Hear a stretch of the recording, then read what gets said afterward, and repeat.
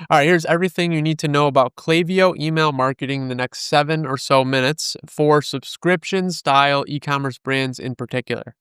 So, most subscription style e commerce brands face 5 challenges. Number one, high customer acquisition costs. Number two, tightening profit margins. Number three, missing retention infrastructure. Number four, high churn. And number five, commoditization. Solving these challenges will not only boost your profits, but they're also key to your business's survival. So, my name's Nolan. I do email and SMS marketing for online CPG, replenishment, and subscription stores in particular. And here is the exact process that I'm going to show you today that I've used to generate 30 to 50% of total revenue for 7, 8, and 9 figure subscription brands. And here are some results so you can trust me a little bit more. So here's a case study: 415% increase in Klaviyo attributed revenue in the first 90 days of working together for Kahawa 1893. 10x more than we expected. Here's a review right here. Genuinely blew me away. Took the time to truly understand our brand.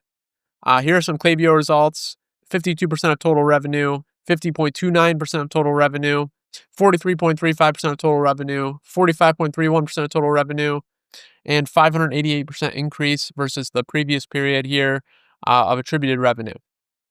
So, also, here are some email design examples. So, you can see what Lush normally sends here, and then you can see our email creation for Lush. You can see what the farmer's dog usually sends right here versus our email creation for the farmer's dog. You can see the Blue Bottle Coffee's original email right here, and then our email creation for Blue Bottle right here. And then finally, Dollar Shave Club right here, you can see their email, and then you can see our email for them. And then right here, you can see Dollar Shave Club's reaction to this email that we made for them. So here's the strategy.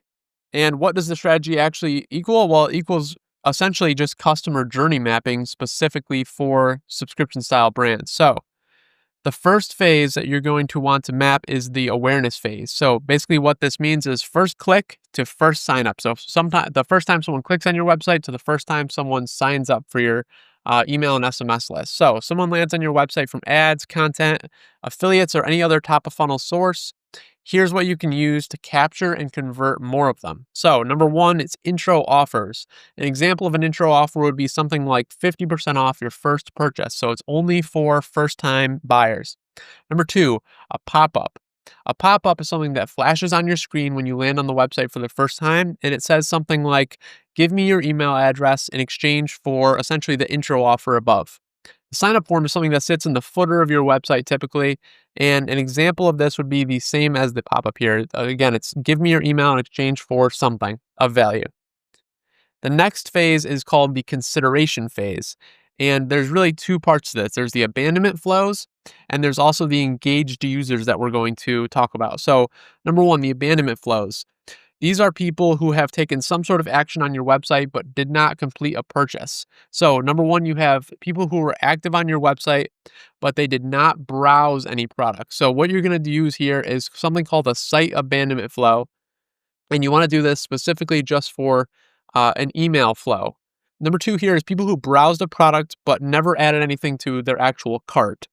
And what you want to use here is something called a browse abandonment flow.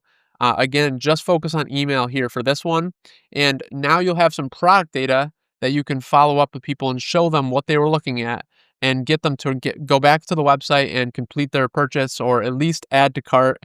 And then you can send them the next one, which is number three, added a product to cart. So someone added the product to cart but never reached checkout.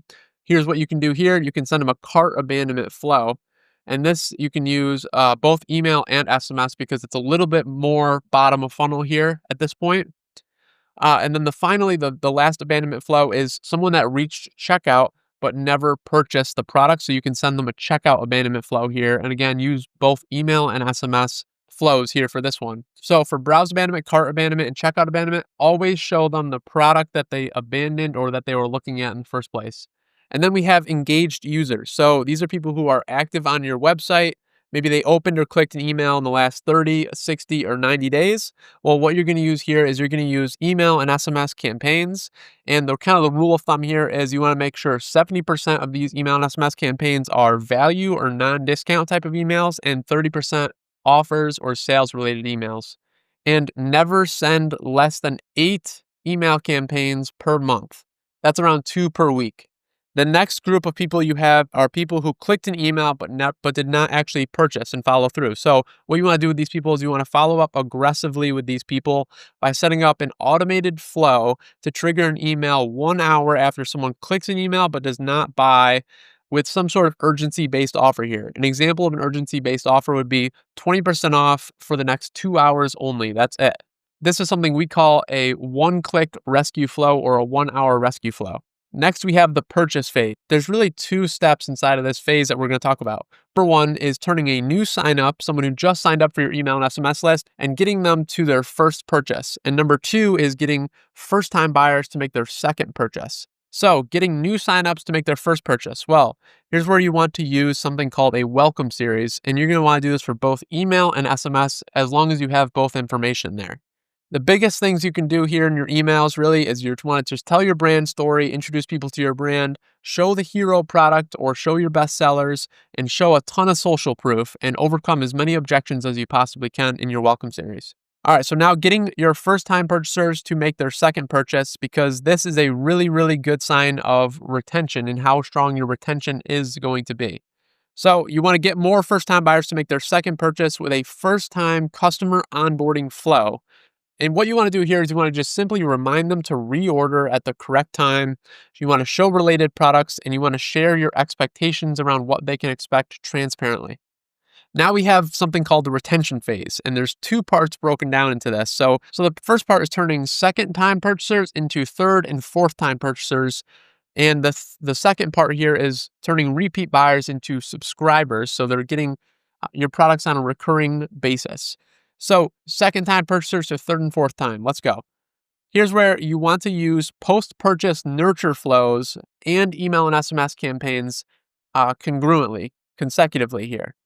What you can do here is you can split your post-purchase flow by order number. You can look at the average time between orders for both customers and product data, and you can send personalized offers to repeat customers here to get them to the third and fourth purchase. For turning repeat buyers into subscribers, you can lock in recurring revenue with really attractive subscription offers. So start with the really attractive subscription offer. Post-purchase nurture flows again, and subscribe and save pop-ups for repeat customers. So just like you used a pop-up for a first-time website visitor, you're going to use a pop-up for repeat customers to get them to subscribe. All right, here we go. We got the advocacy phase. This is where you're going to turn repeat customers into brand advocates. And essentially what you can do here is you can turn loyal customers into promoters by using things like referral programs, loyalty rewards, asking for reviews or UGC, user-generated content, or even creating some sort of community. And finally, we have the churn phase here. So these are people that signed up for your email and SMS list but never purchased. These are people who are past customers they have not purchased in a while.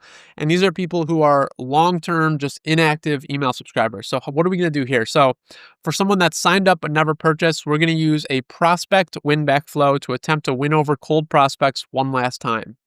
We're going to also send the first email and SMS message 60 to 75 days after someone signed up but never purchased. So this is really up to you on how aggressive you want to be.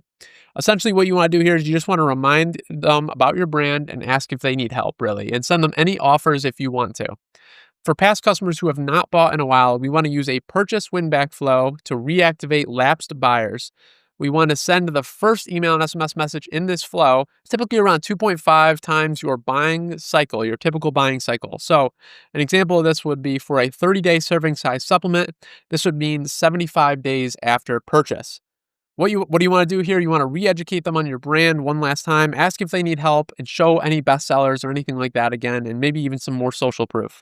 And then finally, for long-term inactive subscribers, you want to use a sunset flow to clean your email list, reactivate any email subscribers, squeeze any last sales out of these people, and protect your deliverability ultimately. You want to trigger this flow for people who have not opened or clicked any of your emails or have been active on your website in the last 150 days. And this is where you really just want to send them any last chance offers or a way to self unsubscribe and clean the list automatically.